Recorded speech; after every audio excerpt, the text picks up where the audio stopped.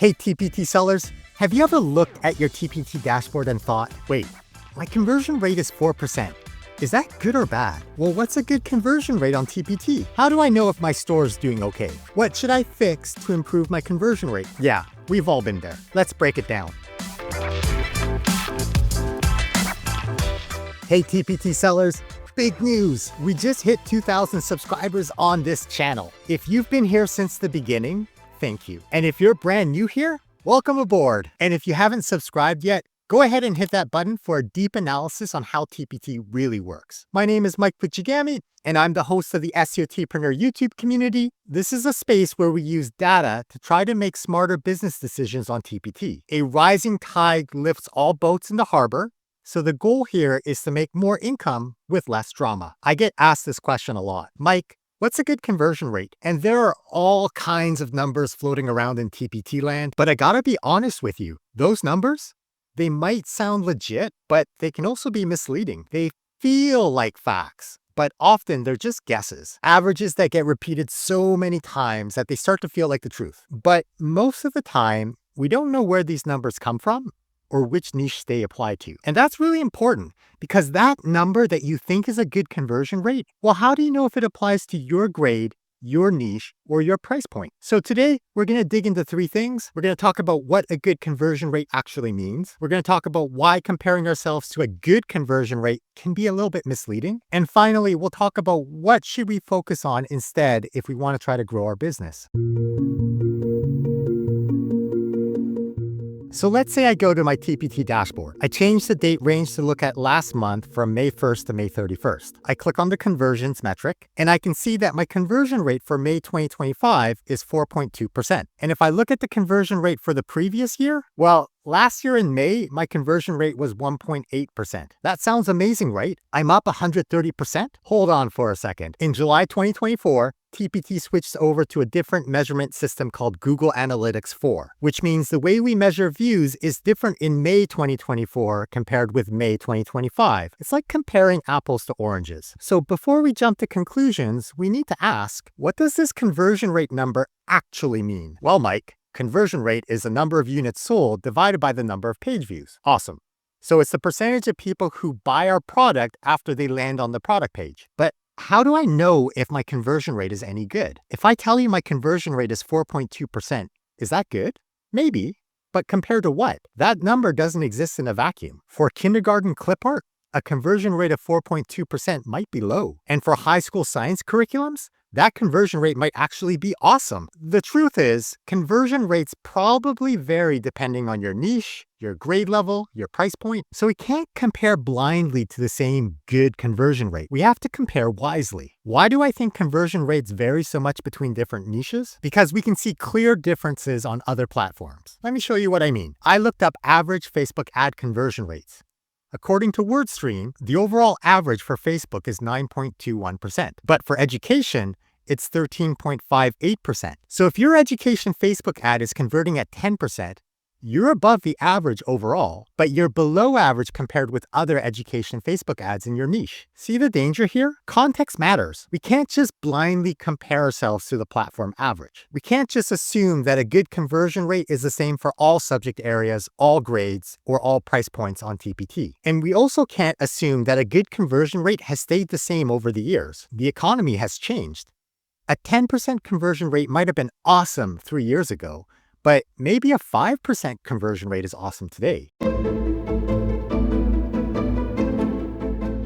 The real question is, why do we want to know if our conversion rate is good? So we can decide if a product needs improvement or if it's already doing great. And yeah, maybe to feel good about our store or to give ourselves a gentle wake-up call. Sure. So then what's a smarter way to measure success rather than comparing to those numbers that people say are a good conversion rate in TPT land? Well, what if instead of chasing those good conversion rates that people keep repeating, what if we compare our product performance to our store average? Because that's the benchmark that actually reflects your business, your audience, and your results. Here's how you do it. Use the free Google Sheets self-serve data tool. I'll put the link in the video description. Upload your products.csv file from TPT. Don't worry, there's a complete tutorial video in the freebie showing you exactly what to do. Click on the Self-Serve Data Tool TPT version tab at the bottom, and you'll see your store averages, your preview rate, your preview effectiveness, and your conversion rate. For my store, the average conversion rate is 2.6%. So now, when I look at my growth mindset mega bundle, I can see its lifetime conversion rate is only 1.9%. That tells me something. It tells me this product needs some work.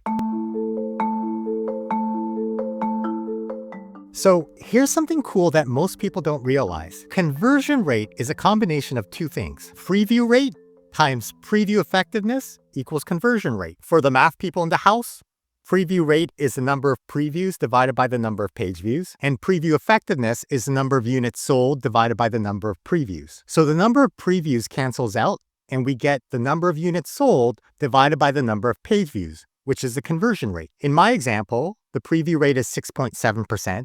And the preview effectiveness is 28.2%. And if we multiply those together, you get a conversion rate of 1.9%. So if I want to improve sales, I have to figure out which part needs fixing. The product page, which gets them to click on the preview, or the preview itself, which gets them to buy. In this case, the lifetime preview effectiveness of this growth mindset bundle is excellent. But my preview rate, yeah, that's not great. 6.7% is way below my store average of 31%. So according to these lifetime stats, I need to fix the product page. I probably need to update the thumbnails, maybe polish the description, maybe add a call to action like, check out the preview to see how you could be teaching this next period, if that applies to the product. We're talking about what's a good conversion rate, and I wonder if maybe that's the wrong question. What if we asked, is this product performing better or worse than the other products in my store, i.e. my store average? Because that comparison against your own store is how we might measure real impact. And if we slowly raise our store average over time, that's how we improve.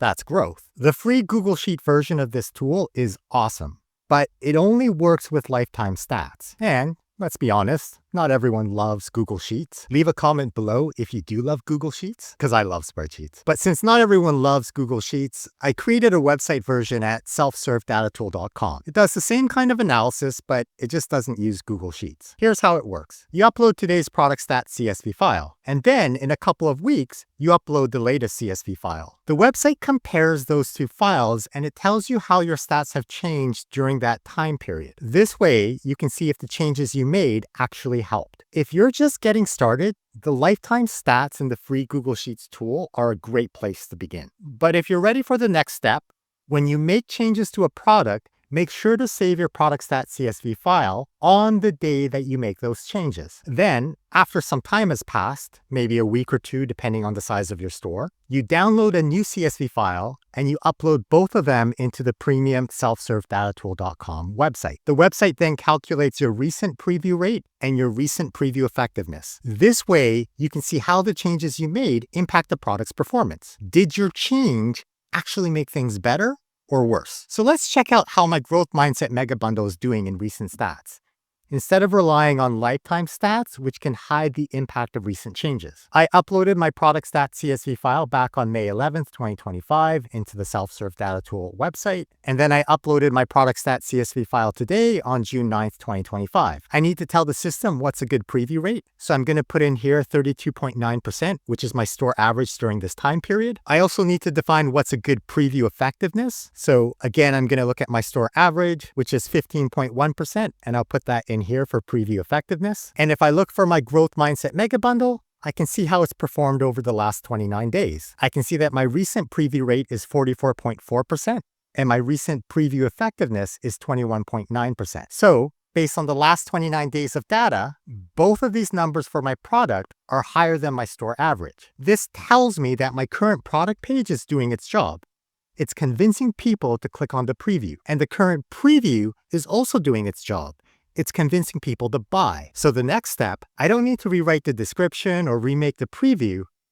I need to get more eyeballs on it. This means one of two things. I might need to work on my SEO and my search snippet. So maybe I need to look for better high volume, low competition keywords. Maybe I need to improve the title or the snippet. Maybe I need a more attractive cover that better appeals to my ideal customer avatar. There's a lot of sales psychology required to get more clicks. I might also need to work on bringing my own eyeballs to my product to get more sales. Rising in rank on TPT is a little bit like a snowball effect. As you start to get more sales, the algorithm seems to show you higher in search, which then helps you get more sales, which then helps you get higher in search, which then helps you get more sales. And you get the idea. So I might need to do email marketing or Facebook ads or something like that to start the ball rolling to get those first few sales. By the way, there's a very cool feature here. This tool tells you exactly what to fix for each resource. There's a drop-down menu where you can filter your products based on what you need to fix. So if you want to focus on just fixing your previews, choose bucket number 3. The system will show you products where the preview effectiveness is low, and that means people are clicking the preview,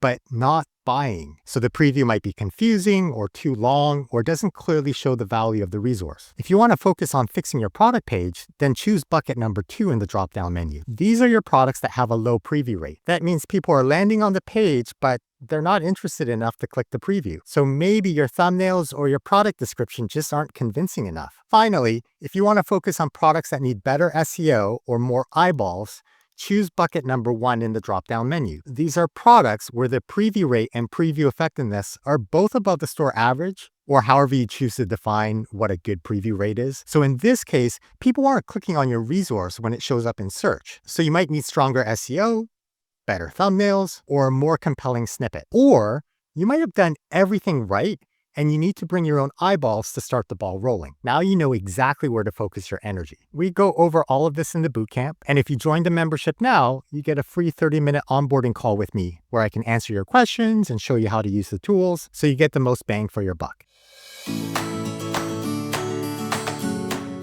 We often talk about conversion rate like it's the whole story, but really it's just one part of the puzzle. This isn't guesswork. This is strategy. Each metric plays a role. Preview rate tells us how well the thumbnails and product description get people excited enough to look at the preview. Preview effectiveness tells us whether or not the preview is doing a good job at convincing people to buy. Conversion rate is the final result. It shows what percentage of visitors actually make a purchase. Every part of your product page has one job: to move the visitor to the next step in the sales funnel. The cover, title, and snippet, their job is to get the teacher to click on your product when it shows up in TPT search. The thumbnail and product description, their job is to convince the teacher to look at the preview. And the preview, its job is to show the value of your resource. So show, don't tell. And if the teacher sees that the resource is worth more than the perceived cost, that's when the sale happens. Joseph Sugarman is an advertising giant. And he explains it like this: the sole purpose of the first sentence in an advertisement is to get you to read the second sentence of the copy. So the point of the first sentence is to get you to read the second sentence. The point of the second sentence is to get you to read the third sentence. And that's how our TPT product page works too. Step by step, click by click, each piece nudges the teacher through the sales funnel and closer to that buy button. And when all of the parts of your product page are working, that's when you get the sale. So the next time someone asks, what's a good conversion rate? Or I heard a good conversion rate is this, just show them this video. Instead of comparing ourselves to some vague number that people say is a good conversion rate, what if we look at our current store data? Is my product doing better than my store average? That's the real question. Because if we can make each product a little bit better than our store average, that's how we grow. That's how we get better over time. And that's how we get our store average a little bit higher and higher and higher. If you learned something new, please like the video. It lets me know that I should make more content like this. And if you want more TPT strategies backed by real data, subscribe. This is just the beginning. See you in the next one. Bye-bye now.